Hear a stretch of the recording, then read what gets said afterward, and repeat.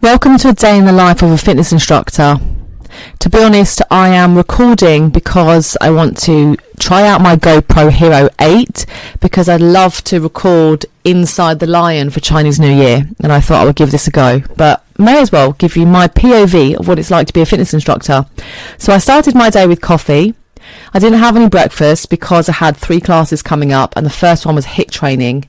So although I was hungry in the morning, I had to hold out, just have some coffee and make my breakfast ready to be eaten in the car after my classes. So the first session was HIIT training, which is high intensity interval training. It's using body weight, and we do every exercise for about 30 seconds. It's suitable for all levels and all people, all body shapes and sizes. And if people let me know at the beginning whatever their ailments are, I will give them adaptations throughout the class. So it's winter time here in Crosby, Liverpool, and it's a little bit cold. So I started the class with the heating on, and then you probably see me come out and go into the spin room to turn the heating off during the class. But I always think it's better to start warm. I think you get warmer quicker. You start to get a sweat on, your body's more mobile and loose and ready for the exercises and less likely to get injured. Quite often at the beginning of a class, you get a lot of people who come and talk to you, whether it be in private or in front of other members. You see me in the cupboard a fair bit because I sort out the music for the class in the cupboard. That's where the music system is. And so in a way, it gives a nice opportunity for people to talk to me in private if they've got any injuries or anything they don't want to discuss out loud in front of the group. So as a fitness instructor, you get to know quite a lot of personal stuff about people. You don't know what people are going through in their lives, whether it be a mental thing or a physical thing, and all of these things can contribute to how they may participate in the class. And if you want to get the most out of your members, it's good to get to know them and what they're dealing with. We were all just coming back after Christmas and New Year, and pretty much people were feeling the same, a little bit low on energy. A lot of people are feeling guilty from having eaten a lot of food and not done much exercise. Me being a body positive coach, I never talk to people about burning calories and about slimming down their body, detoxing or dieting or doing anything to change the way that they are. I want people to feel good. I want people to feel comfortable and confident in their bodies, no matter what shape or size. And so the time of year is irrelevant. Just the fact that people are feeling this way because the marketing and society makes people feel bad for eating food and enjoying themselves. I just want people to come back, and if they've had a bit of a break, to not go hard or go home, but be able to get back into it and feel good when they leave the class. HIIT training is quite a hard workout. We use just body weight, and some of the movements are explosive and fast. And so therefore I always make sure that I teach you the technique first. I check in on whoever's got injuries and give them some adaptation so that when we start, we can get going and not waste time. Because one of the things with the HIIT training is that you want to keep your heart rate up so you have less rest than you would do in a normal class.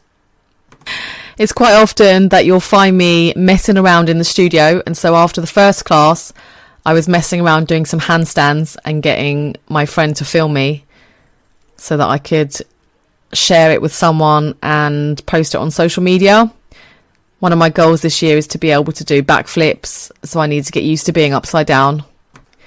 Although I was here because I was here teaching a class before, as we move into the second class now, I do think that it is important for an instructor to always be early if you can, because you've got that opportunity then to speak to all your members, get to know them, and if they do have anything they want to discuss with you, as I said, whether it be physical or mental, whatever they're going through, to enable them to get the most out of the class, they can do that in that time.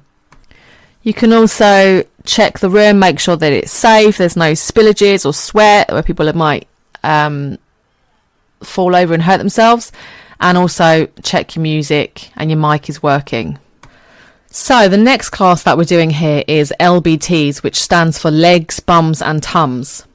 And although it is using these specific areas, it's not necessarily to change the way that they look, but to tone them up.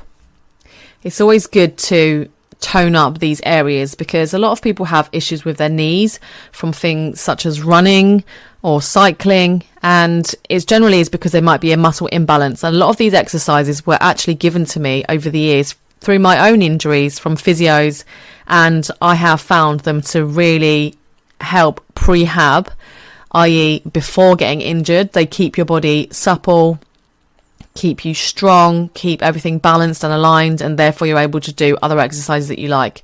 I think people enjoy these classes because they're old school. Some of the movements are Jane Fonda style, how I was brought up in the 80s and 90s, leg raising exercises, that kind of thing. So they have a name for themselves, being a little bit like feminine exercises, but this class actually attracts men as well as women. Maybe the men just come to look at the women, I don't know, but they seem to enjoy themselves and everyone has a good time. Because I teach LBTs quite a bit, I like to mix it up, and so today I decided to add in some Swiss balls.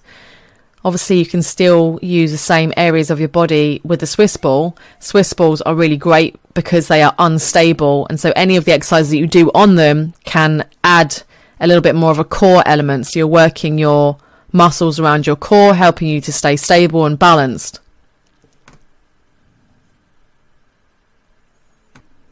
And Swiss balls are always fun, and there's always some laughs to be had throughout the class. And towards the end, I got people paired up and doing a competition where they were holding a plank on the ball and their partner was punching the ball, so it moved in all different directions and it made their abs vibrate, and it's actually quite a hard exercise to hold.